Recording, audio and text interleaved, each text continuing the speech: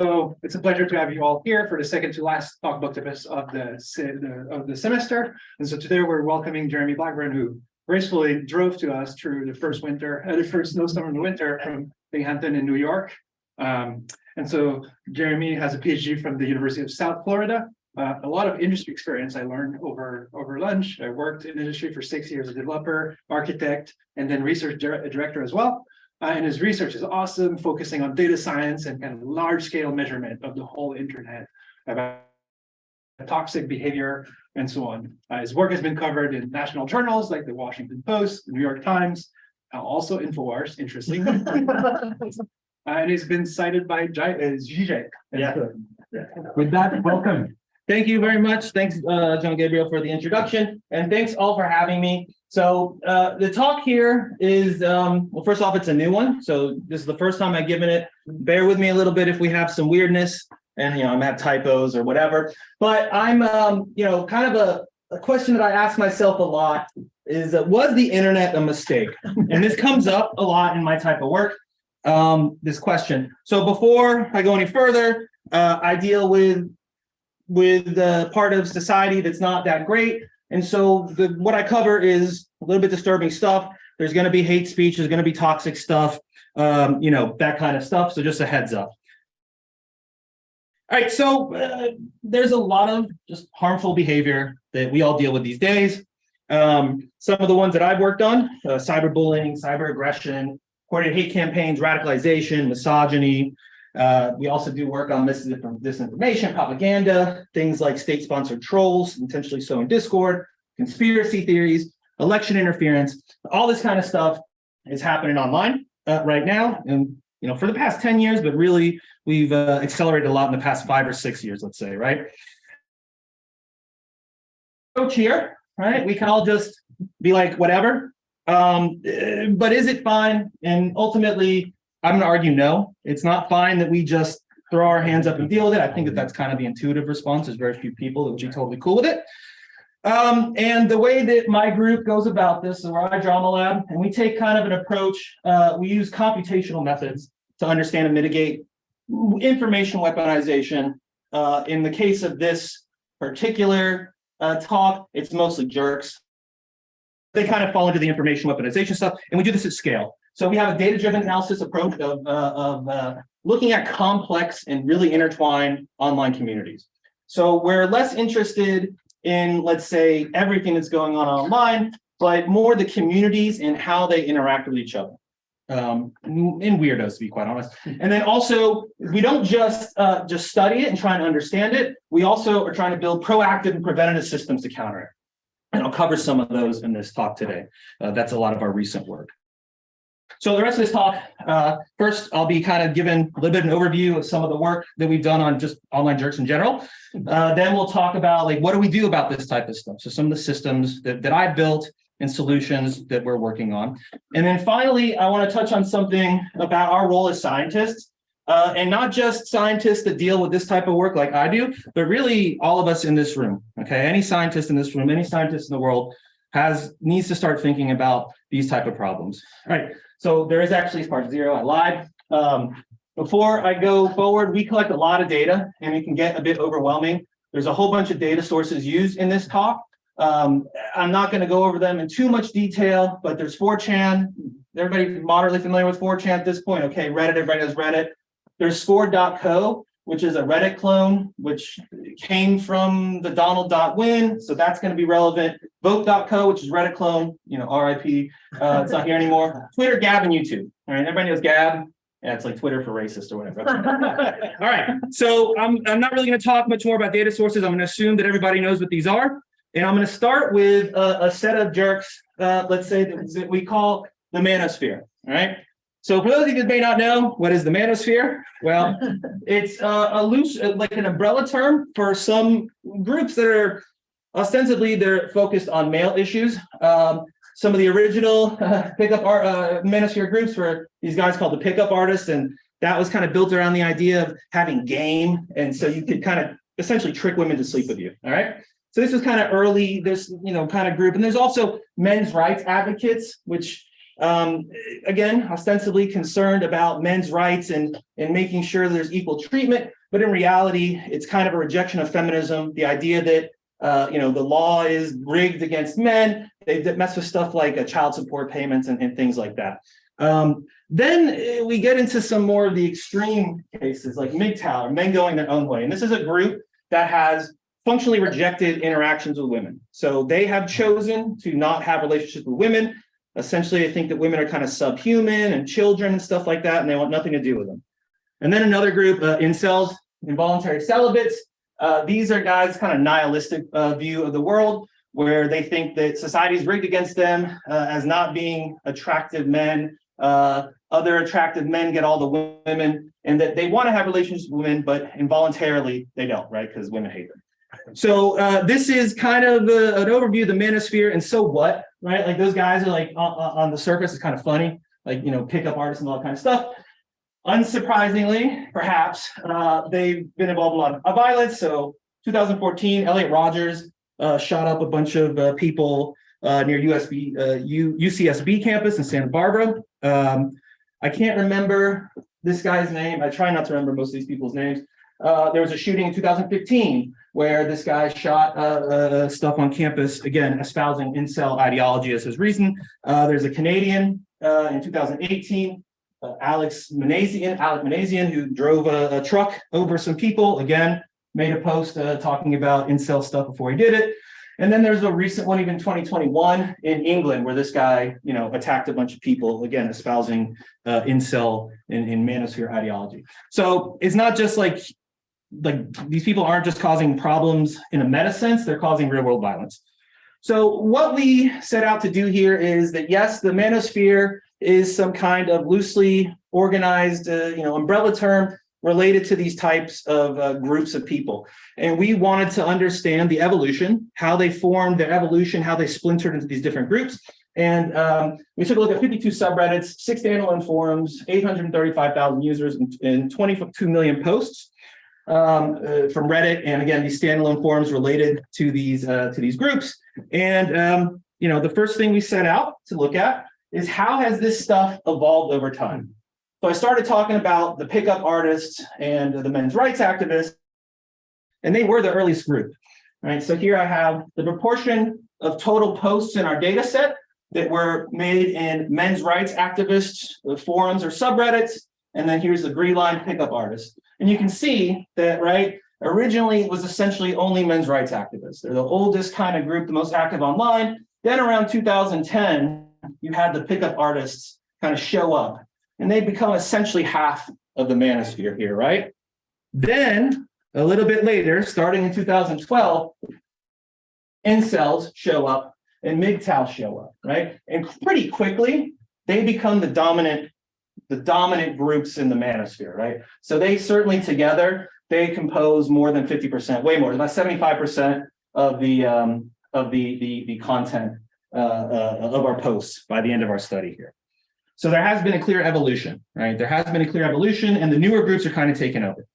The next thing is that I made the claim earlier that MGTOWs were more extremist than, say, the pickup artists and men's rights activists, and the incels were even more extreme.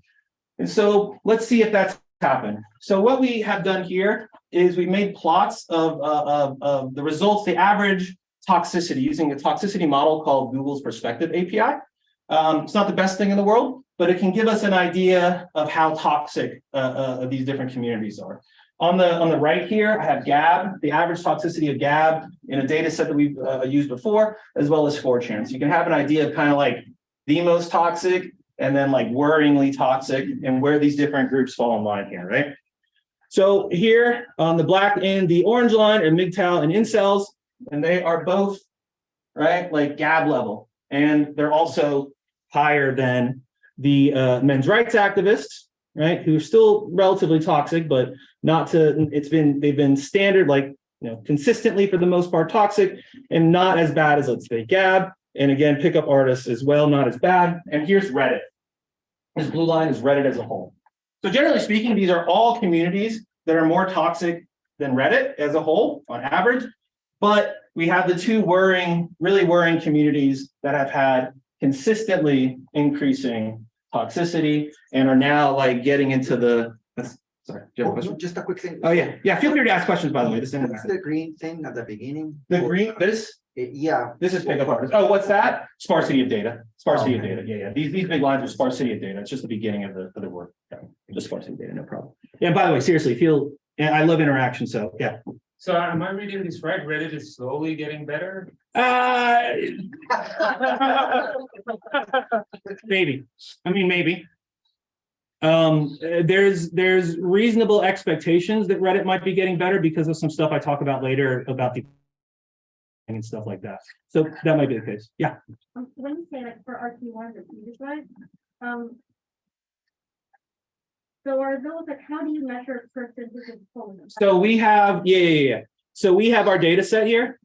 So of these 22 million posts that happened like in the middle of 2008, what percentage of those posts of our total 22 million, what percentage of those that happened on like, in the middle of 2008 were men's rights activists? Is it about men's rights activists? It's from the men's rights activist subreddits and standalone forums. Yeah. So these are Counting the number of posts in that subreddit.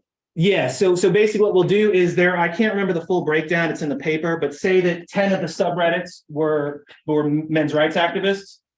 It's what percentage of those posts in the middle of 2008 were made up our entire data set. So basically here, there was no other post from any community besides men's rights activists. All these lines will add up to 100 every data point. Does that make sense? Okay, so it's more like, sorry, I'm gonna be confused. So all of these people, they're all either of. They're in one of these different groups. Yeah. They're identified as, Composition. huh? This is the relative composition. Yes, exactly. Over time, right. The relative comp posts that they're making. Is that, we're good? Do you have like, how do I say this, like overlaps? Yeah, don't get ahead of me. That's research.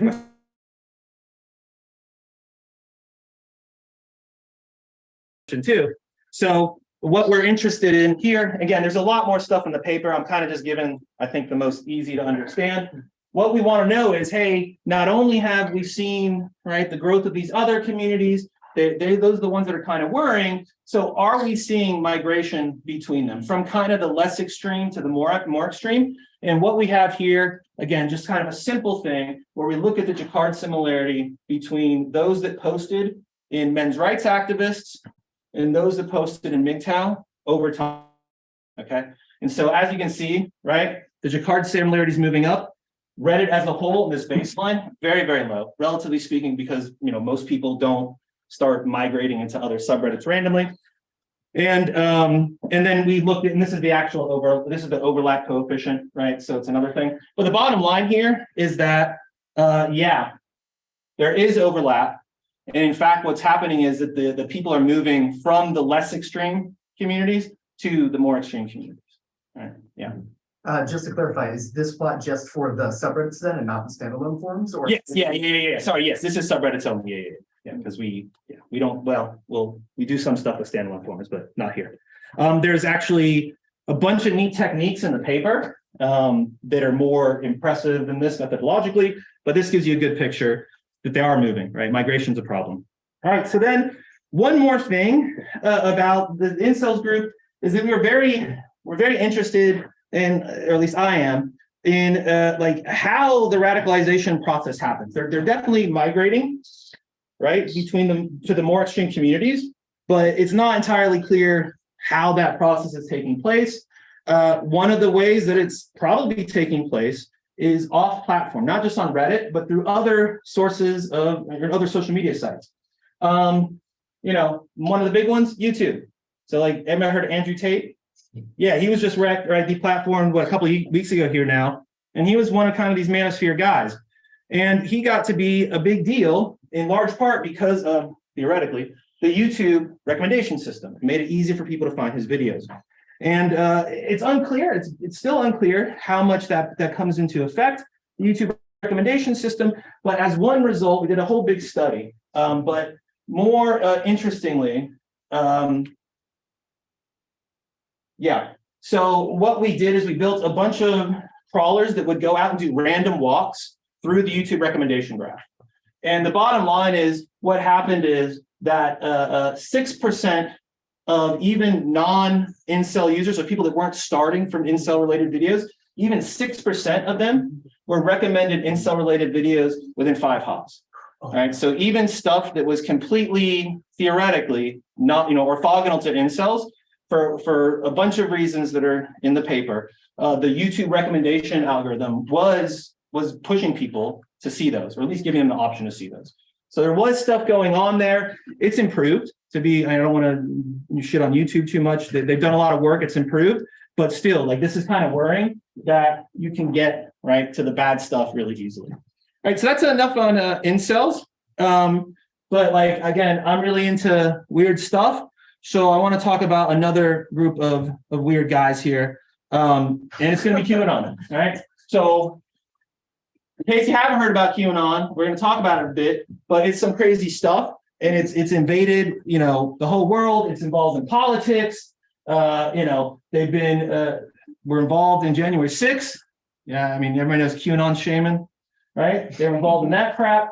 And interestingly, although QAnon started as a very much, well, I don't know if started, but was very much pro-Trump, he hasn't been president for 2 years, and QAnon's still around. Yeah, QAnon is still around, still causing problems, even though he was about Trump. So that kind of leads us to understand some stuff. There's been a lot of journalism, but no real work. And that's what we're going to do. I'm going to run down some of the basics in case you're not intimately familiar.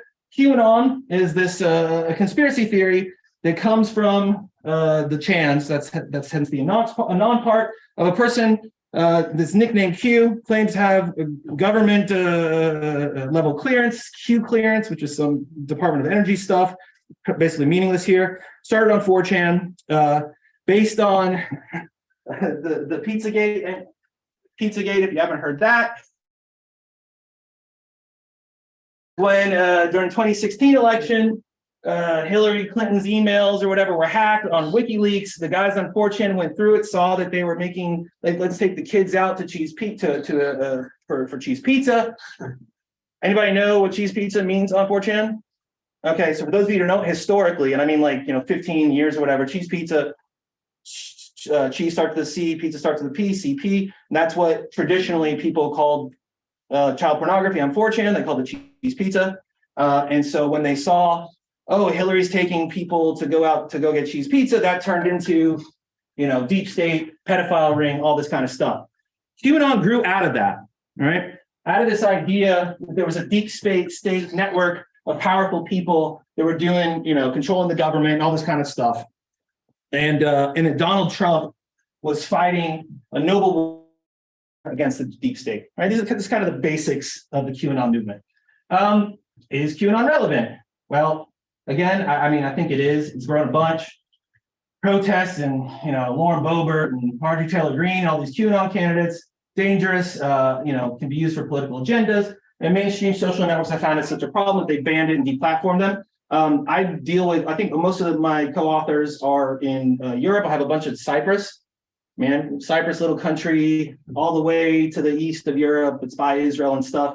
And even there, they had a QAnon mob raid a TV station over, I don't know, some COVID thing, right? So it's really the fact that it's Donald Trump oriented and US politics oriented, that has been superseded. It's worldwide now, right? This is a problem. It's also very complicated. So it's multi-platform, and they've been deplatformed multiple times, right? It's convoluted. I mean, it's really convoluted stuff and difficult to understand. It's really not clear what it's about. If you just look at face value, it sounds like gibberish, right? The stuff that they're talking about. So it's hard to even understand what's going on. And also that Q person, who is that Q person? The canonical Q. Remember, this started on 4chan, which is all anonymous and ephemeral. So who is that Q? It's unclear. And it's just a shady origin story. And the fact that this is the impetus for this is relevant, interesting. I'm taking a bit of a, yeah. So quick question. You probably didn't study this, but people say Q may not be one person, but a collection. We did study that, Jerry. Oh. Good thinking, though. No, I mean, these are great. That's literally the questions that we have, right? And so you're absolutely right. And we'll get to it. So, sorry, I'm not trying to be mean. I'm just being, it's a really good question. I mean, it's a really good question. That's how new papers come about, right? So I'm going to take a bit of a detour here, and I'm going to talk about something called Vote.co. Have you heard of Vote? Okay, so some of you have. For those of you who had, News Aggregator launched in April 2014. It's a Reddit clone, where Subverse is a subreddit, and oh, that's mine. And it's Reddit, right? It has the Reddit interface, upvotes, downvotes, subjects. You can have comments. They're threaded, all that kind of good stuff. Ephemeral. So they got deplatformed for the first time in 2015. And then they were shut down completely in 2020. I think they ran out of money, right? But it's all gone, right? So the entirety of it's gone. Yeah. What it means to deplatform a platform. Yeah. So what it means to deplatform a platform is a really good question. So Gab is a really good example. Right? Gab got cut off by basically all their infrastructure after the shooting. And that's what this means is like their hosts will cut that. This is like, in my opinion, this is the true deplatforming, because it's basically knocking a site off the internet by removing every platform that they can work on. That kind of makes sense. Yeah. Quick question, if you don't mind. Yeah. What about bulletproof posting? Does that factor into this? Into this? Yeah. So they came back a few times, but I mean, to run a social media site at any kind of realistic scale, you're basically going to need some kind of virtual or remote hosting. All right. So it doesn't matter, like, Cloudflare, great, can protect you. But then if Cloudflare drops you, like they did to Kiwi Farms, right? Where else are you going to go? You go to some shady Russian place, right?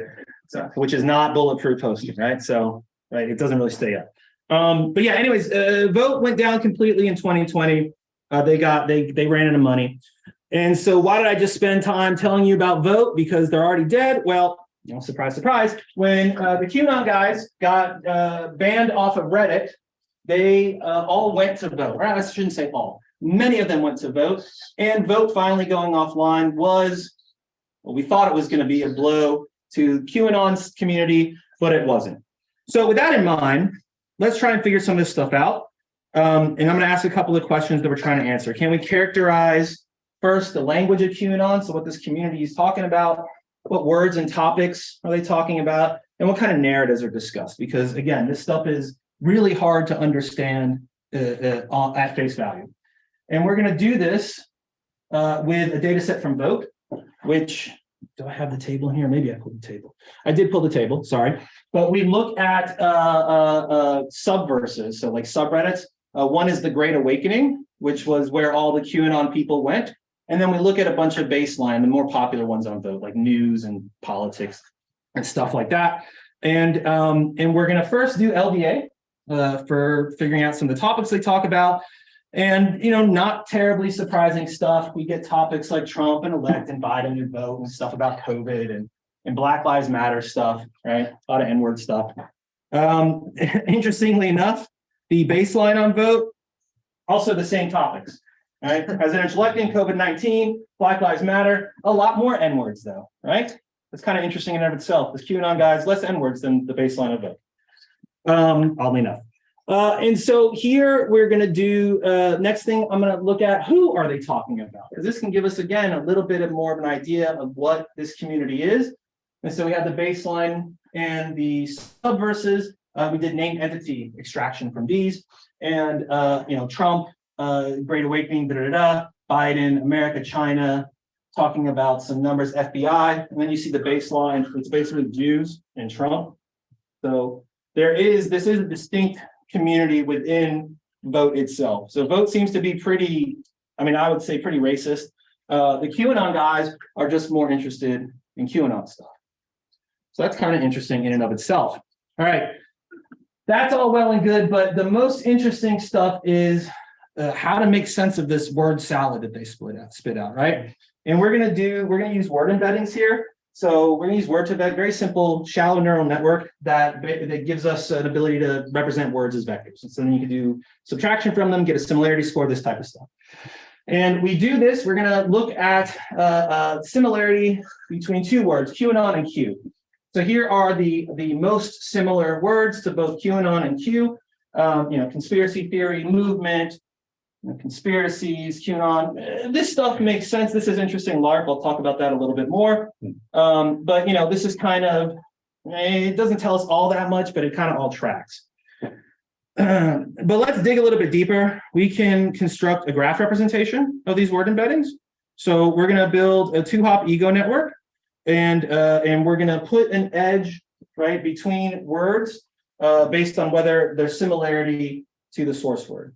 And then we're going to filter out all edges that are below a threshold. It's I think less than a cosine similarity 0.6. I think that accounts for like 95% of all the edges.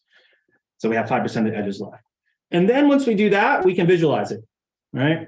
So we can get right here an idea of all the different, words and kind of communities of words. We ran community detection on this, labeled the graph based on the community, all the topics and all the words and the slang that they're using. So let's take a quick look at closer look at these. So here's QAnon right here, right? And all this cluster here, most of it is about like conspiracy theory itself, right? Disinfo theory we have there. We have manipulated stuff like that is about the conspiracy theory aspect of it. There's QAnons there, and what is this one? Believers, okay, believers. So it's about the QAnon movement and conspiracy itself. We also see some stuff. Well, that's a different. Actually, that one was a different community over here. Sorry, my bad. But we also see again cabal, psyop, things that are about the conspiracy theory itself. Over here, we see some important things that may or may not make sense to you, but a big one I want you to remember there is drops. So we see stuff like drops, decode proofs, cryptic, and this seems to be crumbs. This seems to be a lot of them talking about not the conspiracy itself, but how the conspiracy is like built upon and distributed. So again, remember this drops thing and like decoding it and stuff like that, like unraveling the notes behind the Q may lead.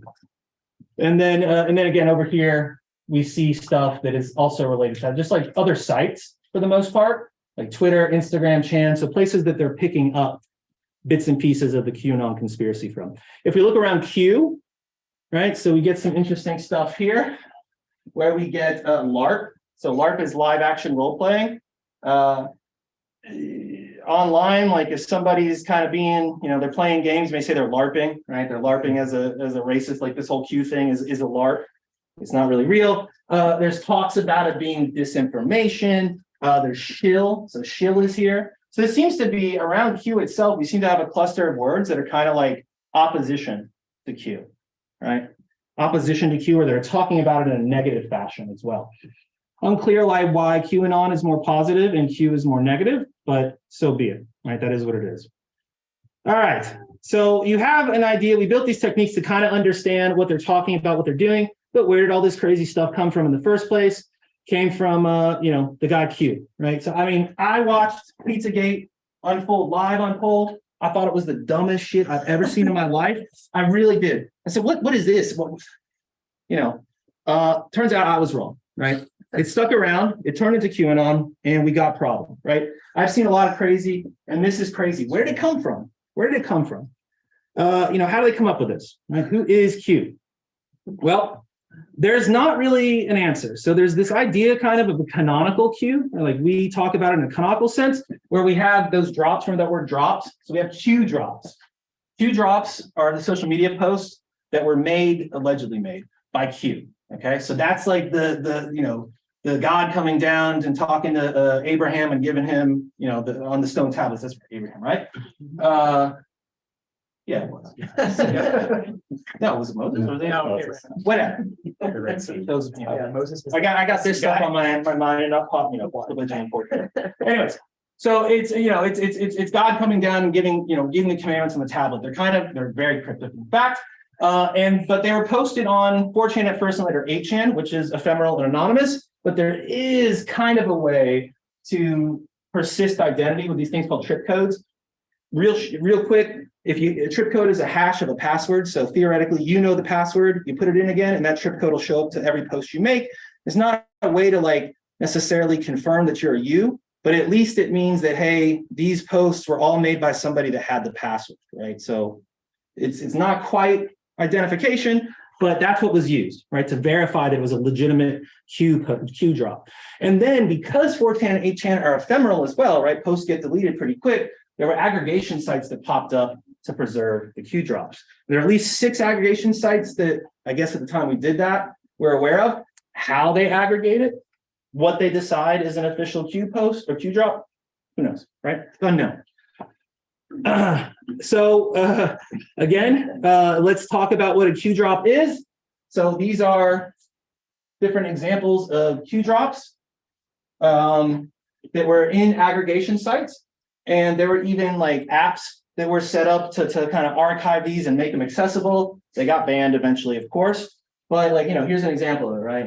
Here's some of these posts. It's just weird stuff. If you read any of these, it's very weird stuff that doesn't make sense. Here's trip code though. The trip code, see, it's kind of a hash of stuff. And that's how they do their research. These are the stuff that they build the conspiracy off of. And again, they ban this type of stuff. All right, so what are the canonical Q drops? That's a big question. We have these Q aggregation sites. Nobody knows how they decide what a canonical Q drop is. And the first thing we did is we went out and collected all the Q drops on these different sites. And the first thing that's apparent, I think, is that none of them, and there's 2 of them that have the same number of Q drops, right? Only 2 of them. So there's a lot of disagreement between these, or relatively disagreement here. That's kind of problematic, right? Like, there's been wars fought over what counts as official, canonical stuff in a Bible, right? And that's their Bible. And I mean, the majority of them, 500, almost 40, 4,500, we'll call it, weren't in common. But there were, again, relatively a good number that not all of them had in common. So this is kind of like a heat map, tells you how many of the sites had this many in common. And you can see like all these white ones, that's where Operation Q is missing these 2, 3, 7, 8 Q drops, right? Whatever, so that's the basics of this. This in and of itself is pretty interesting because like there is not a single canonical source of these Q drops. The next thing though, as Jerry mentioned, right, trip codes and I mentioned are pseudo verification of identity, right? So anybody that knows the password can use it. There's no resets or anything like that either. You just make up the password on the spot.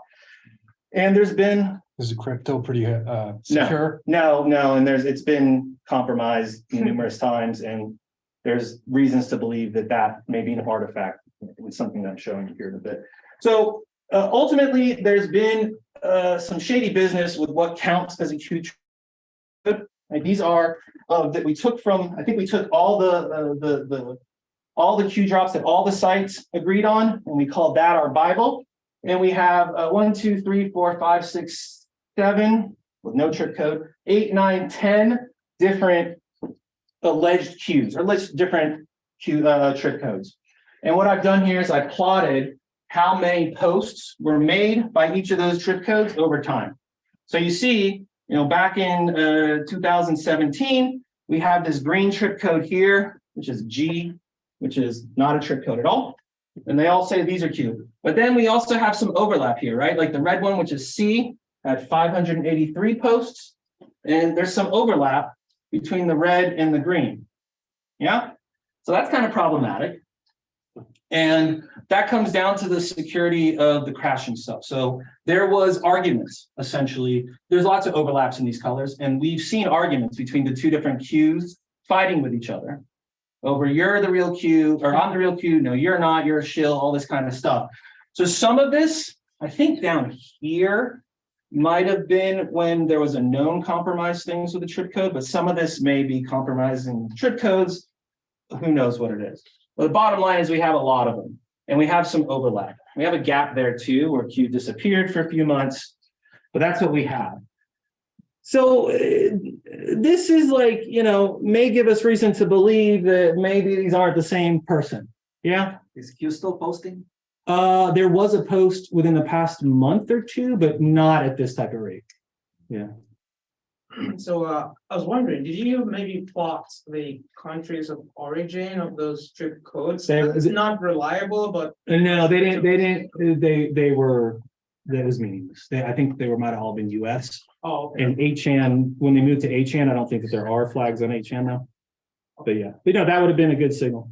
There's a question I don't understand how to pronounce on the chat, but asking who or what dictates are the main QAnon shimarks? Julia, can you pronounce this word if you are able to unmute? Schismarks, Smart. the people who cause schisms. Oh, who are they? Don't know. Good question. I mean, I don't know. It's a really good question. We've done some work. It's not been published, hasn't really gone far, trying to understand the different components in these, because you would see in the early threads, you would see people saying, this is the dumbest shit I've ever seen. How are you guys falling for a CIA plot? You know, all this kind of stuff. But beyond that, we don't know. We don't know. There's some theories and a pretty strong one of who the person is at the end, but yeah, beyond that. Have you looked into like when a new trip code shows up on the scene, like how is it decided that that is the real you or like? I don't know. We don't know. So it's whatever these aggregation sites are. So, I mean, that's it. And as you can see here, like there's been accepted Q drops that are using different trip codes at the same time. So we have no idea. Could be somebody behind the scenes is deciding it, you know, purposely. Don't know though. Yeah, I was curious if I understood correctly, can you just say on the prior slide?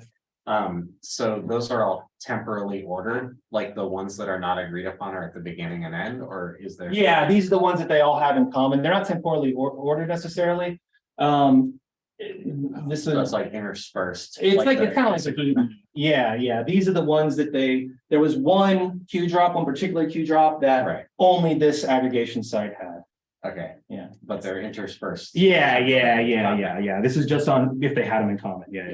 Yeah. I think that there was not any. So there was one of these that went offline that got taken down before the other ones, but I don't think that there was much of a meaningful difference in time. Okay. They just mostly seemed random when they disagreed.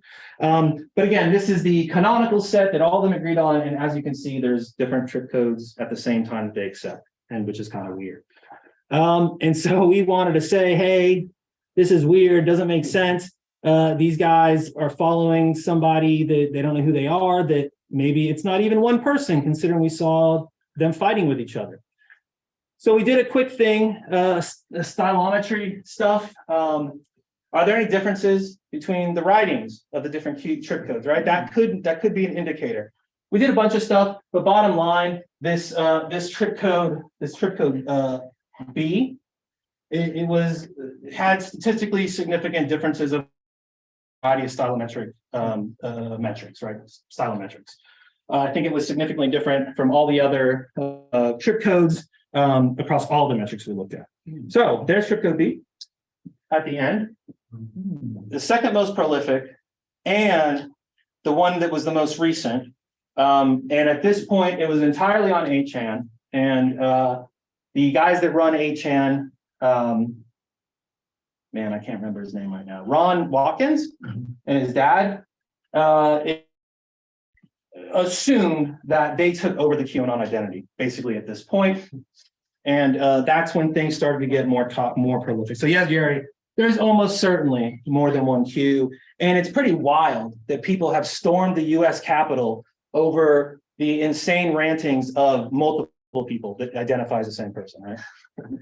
Was it on 8chan in 2018 or when was the? It had gone, I think it went before. It moved over to 8chan. I can't remember when it got banned off of 4chan exactly. Because if it is the people that ran 8chan, if it's the trip codes is the like verification system that they use, if they run the website, why couldn't they just not hack, but like run their own website? That's the assumption. That when it switched over to 8chan, that at some point, because they control the back end, the thought is, I don't have any proof for this. This is well beyond my stuff. The thought is that that's exactly what they did. They just took it over. Then why don't they just use the blue one? I mean, I don't know. It's somewhat of a mistake to underestimate these people, but it's also a mistake to overestimate them. I mean, again, like how many people are spending prison time, right? Not, jail, prison over believing this BS, right? So, but yeah, I don't know. I honestly don't know. Okay, so this is all well and good. But I want to talk about mitigation now. Where were we supposed to go to? We'll go until 2:05 because we started late. Okay, we can move through this pretty fast. Okay, lots of new understanding what's up. I just showed you that kind of stuff. And the real question is, how can we mitigate them? Because measurements and understanding about this stuff is all well and good, but what do you do about it, right? How do we actually have impact on society, make things better? So it turns out there are some deployed mitigation strategies. You know, one big question is, how do we assess the success of mitigation strategy? I'm a computer scientist. I don't get to deploy stuff on Facebook or Twitter. Well, nobody does on Twitter anymore. But how do we assess this? So what we did is, the first thing, there is a heavily deployed mitigation strategy, and that is, I've mentioned it a few times, that's deplatforming, right? So, you know, both Reddit, Twitter, everybody has deplatformed these groups of people. Right, the big one was the Donald being banned. So they made serious efforts. The basic idea is that if some community is being bad, then get rid of it. It makes your platform better. Seems pretty straightforward, and there is research that shows that it cleans up the platform that bans it. Okay? There's been several papers that show Reddit gets better after you ban people. But it's Reddit itself, but it's not that, right? Nothing is really that simple. Because you just make your own platform, right? It's not hard in 2022. It's not hard to stand up your own social media site. It's just not. So they just make a new platform, and that's exactly what happened with the Donald and incels. And so we looked at incels previously. Eventually, they got banned off of Reddit. Donald did as well, and then they made their own off-platform sites. The Donald.win, which is now run by Scored.co, and incels.co, which was a standalone forum, not a Reddit clone. We're going to measure things. What happens when they migrate off platform into several things. So first, where the community's dealt a blow, we're going to look at a fixation dictionary to see how if they're becoming more radicalized, and we're going to look at some group identification stuff, and then toxicity. Yes, I do. All right, so the first few questions, have the communities become less active? And yes, they have. So this is new user, right? Before they got banned and after they got banned. So when they moved to the new site, and new users are down. There's less new users joining the community, the Donald, and for incels too. That's great. Comments are down on the Donald. This is George Floyd, so take it with a grain of salt. This spike right there, but comments are down. Also, incels are down, but they're increasing more. But comments per user are up. Comments per user are up on both of them. So that's perhaps a little bit worrying. So there were blows made. Certainly the communities were hurt. It's hard to recruit new people. But there's some people that seem to be more active, right? So about those users that stayed. Oh, yeah. So is it also possible that in Reddit there are lurkers? Like I may follow, for example, Donald Trump, but I don't really like it. But if I have to migrate to this site, I'm a diehard fan, right? So that's basically what. It's not that they're being more active. You're just the average user is more active. It turns out that actually the ones that are there are more active. So the community as a whole is less active because people don't, like people like you won't migrate. Mm-hmm. But the users that do migrate, they actually have more activity than they had on Reddit. They're posting more. Do you know what is the discovery process for the new communities? Yeah, so both of these communities actually in Reddit, they made posts and said, hey, we're going to get banned. Well, but they stood this up. They created these before they were actually, the incels was created the day of, but yeah, they created these before and they posted the subreddit, hey, we're going here. Is there another question? Okay. Sorry, I'm gonna move quick because we don't have too much time left, but we'll make it. All right. So blows made, right? Reddit, there were less users, but the ones that are there are more active. So it's great that Reddit did disrupt the community. That works. There's definitely reduced activity, fewer users overall, less new users. But have the users that migrated change. And so what we did here is all that fixation dictionary, toxicity stuff. And again, we're looking at, there's a bunch of statistical tests here. Check out the paper. Again, we're looking at before and after the migration. And there's some interesting stuff here. So we matched usernames on Reddit to the usernames on a new platform. Not the best thing in the world, but it works. And I'm going to go over two things here. So on the Donald, we saw a significant increase in negative emotions. So when they were talking, it was negatively, more negative emotions. Also for hostility. Yeah, that's kind of bad. And then there was also some aspects of the radicalization words here. So basically what we found is that the large scale deplatforming may backfire. It's easy to create new platforms, and like the people that move, they're having increasing signals of radicalization. Right, so it's kind of bad. And we also have follow-up work that this is true for Twitter and Gab as well. Okay, so what else can we do?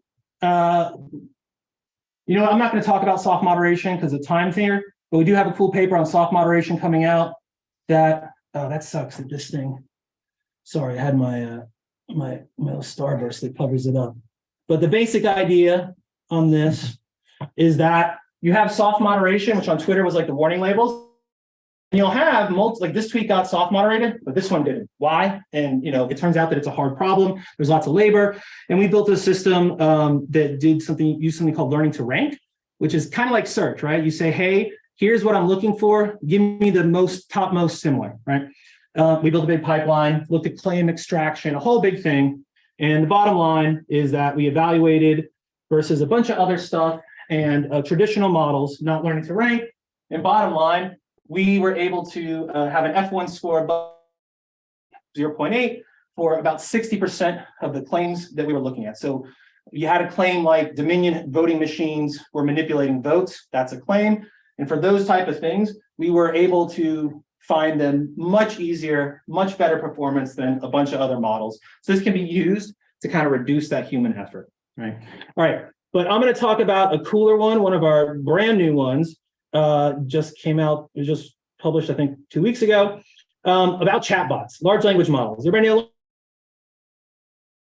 D3, all that kind of good stuff.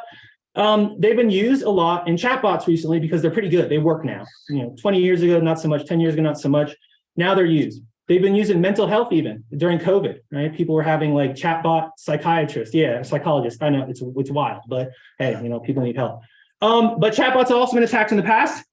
This thing called Taybot from Microsoft in 2016, they put it up on Twitter, 4chan rated it, and within 16 hours, they had the bot saying Hitler did nothing wrong, and Microsoft yanked it, okay? So there are issues here, but we're way past 2016. So we have much more complicated chatbots. So this is a chatbot that is live from an academic lab. That's why I'm doing this. Some of this stuff I think that they have fixed. But, you know, this is kind of funny, right? We were messing with it. You know, what do you think about Donald Trump? This was a China-related thing because it also wanted to say that Taiwan is it was part of China. But, you know, that's all funny and well and good. But then there's also stuff like this. Ooh. Yeah, there's also stuff like this where, like, I mean, that's not funny. Yeah, that's not funny. That's not cute. And it was easy. It came right out from the chatbot, right? And so this is kind of the problem that we looked at here. And what we wanted to know is, can you systematically attack these large language model chatbots or just large language models in general? And what we did is built a system that interacted with the chatbot. So we pulled posts from 4chan, fed them into the chatbot, and then got the response from the chatbot, ran it through the Perspective API to see how toxic it was. And any time we had where the query score was low, like what we said to the chatbot was low toxicity, but was high toxicity from the response, we put that into a secondary data set, right? So non-toxic to two toxic data set. That's all well and good, not systematic, right? We can't automatically do anything. Now we get smart, right? Well, what we can do is we can take GPT-2 or any large language model, and we can fine tune that model on the data set that we created, right? And so now we have a smart model that can generate a generative model that knows how to generate non-toxic queries that will result in a toxic response. So it can attack these large language models automatically. Here's some examples of them. These are from BlenderBot, which is a small chatbot model that is trained on Reddit, pre-trained. And so here are some non-toxic queries and the corresponding toxic responses from the model. That's pretty problematic that we can do this automatically, especially as these type of generative models become more and more in production. All right, now for the fun part. Okay, so I want to talk about how us as scientists interact with stuff. I think my group has done a lot of work, a cool group, but we've had impact. But what's the impact on us as science? All right, so you can't avoid, this is from 4chan, we can't avoid detection or not detection, attention, even Wednesday, in October 5th, you know, they're saying that we're, you know, doing shill and stuff like that. And there's also stuff like this. So this is from July 2022, right? Where they tend to get certain reactions for posters, cherry pick material for our dog shit research, whatever, man. And then they link to our stuff, right? They link to our page that has our publications. So we got some fanboys. They're reading our papers. Really? They're reading our papers? Right? Like, what are these guys reading our papers for? That's weird. That's super weird. So we built a big complicated pipeline and looked for preprints, actually. Preprint posts on Reddit and 4chan. Big complicated model. And I'm going to give you some results. So these are the threads that had a preprint in the post. Or sorry, so submissions that had a preprint in them, and the number of comments that generated to the top, I think the top, I don't know what it is, top 10, whatever it is on there, such, you know, submissions. And so a lot of them are fine, tech, explain like a 5 science. You have the Donald up here, right? The Donald second and third, all right? And the number of comments total, that had at least a preprint link in there somewhere. Lockdown skepticism, conspiracy, lockdown skepticism. And then here, these are comments that actually had a preprint link in them. And basically the entire thing, conspiracy, China flu, right, pics, whatever, conservative, Archon, conservative. So if you know, Archon is like, you know, not a wonderful place. Joe Rogan, right? So the bottom line here is that they're using preprints to further their agenda in variety of ways. Okay. And that's problematic because you know, they know who we are, right? They know who scientists are, they know who we are, they're using it for their own purposes. And so finally, I'm going to talk about those of us that study this type of work. So I'm just really into this type of stuff. I'm probably an idiot, but I love this stuff, right? So this is my career. I dislike extremism. Right? I dislike extremism, and our work has not been unnoticed. Okay. So here's various examples over the time of stuff talking about us. So this is a paper on Gab. You know, we're 84 IQ Jews. Right. This is Andrew Torba, the founder of Gab, who we had a paper on Gab. He did a whole live stream, right, talking about us, misrepresenting our work. You know, 95% of posts on Gab aren't hateful, whatever. These are unfortunate again. They kind of tried to dox us. You know, Jeremiah's a henchman. Gary's a henchman. What did they say about me? Yeah. I'm one of the 3 most responsible Jews for this. You know, there's me and my 2 collaborators. You know, all sorts of stuff. I've gotten these, right? This is a fun one where my collaborator John Luca did a Nature article. You know, they made some memes, right? Moshe Pi.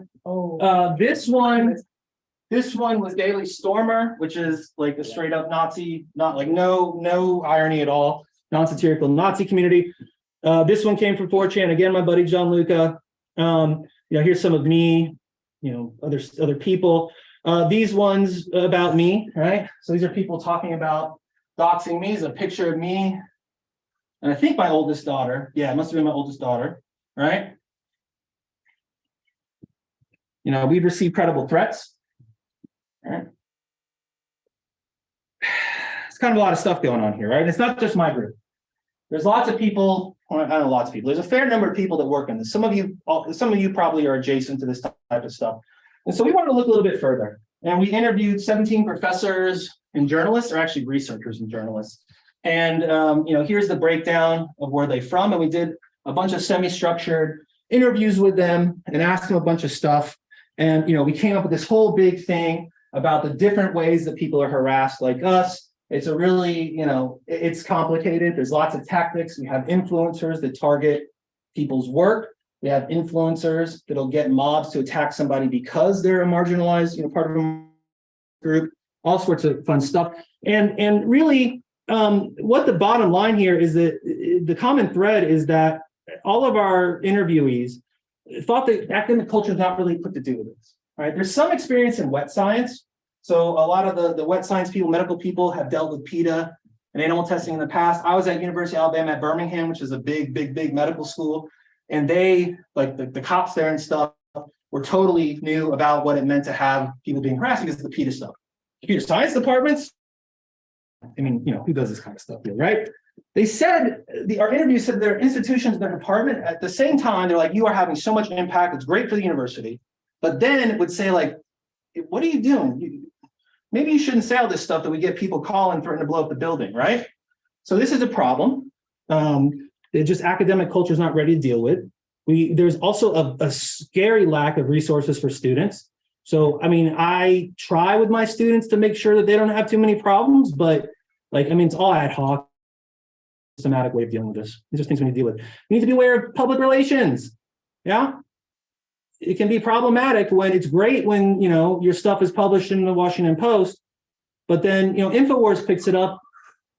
Maybe not so great. Yeah. And the bottom line is that if academia cares about these issues, all the issues that I talked about, then like we really need to step up as the academy and take this seriously and treat it like it's really a new problem that we have to address. So that's what our research has shown. If the internet was a mistake, I don't think it was a mistake. If it was a mistake, society was a mistake because the internet is just the society on steroids. I personally don't want to whitewash the internet. I do not want 4chan ever knocked off. Yeah, I want them online forever because it gives us a place that we can shine a light on, yeah, and see where they are, right? And maybe do something about them, right? So I want them hanging out there where we know where they are and we can, you know, treat them like cockroaches, right? Eventually we'll figure out how to stomp them, right? But, you know, some like Jerry knows me, I'm a little bit of a jerk myself. So maybe take what I said with a grain of salt. And yeah. What is going on with my thing? That's the end of the talk, but there you go. All right. And my collaborators, you know, they deserve all the credit.